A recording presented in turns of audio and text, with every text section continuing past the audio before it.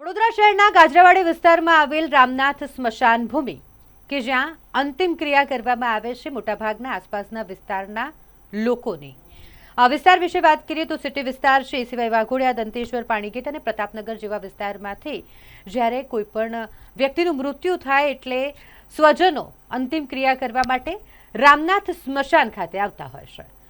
વર્ષ 2025માં વડોદરા મહાનગરપાલિકા દ્વારા રામનાથ સ્મશાન ના રિનોવેશનની કામગીરી શરૂ કરવામાં આવી હતી, પરંતુ આ કામગીરી ખૂબ જ ગોકળ ગતિએ ચાલી રહી છે ને એટલે લોકોને હાલાકી પડી રહી છે। તેવામાં હાલમાં જ વિજેતા થયેલા કોંગ્રેસના ઉમેદવારો દીપા શ્રીવાસ્તવ અને તીર્થ બ્રહ્મભટ્ટ વોર્ડ નંબર 14ના આ કાઉન્સિલરો કે જેઓ લોકોના સમસ્યાનું નિરાકરણ કરવા માટે જ્યારથી વિજેતા થયા છે ત્યારથી જ મેદાનમાં જોવા મળી રહ્યા છે, લોકોની વચ્ચે જોવા મળી રહ્યા છે। તેઓ આજે રામનાથ સ્મશાન ખાતે પહોંચ્યા હતા અને ત્યાં કઈ રીતે કામગીરી ગોકળ ગતિએ ચાલી રહી છે તેને લઈને તંત્ર પર આક્ષેપો અને આકરા પ્રહારો કર્યા હતા।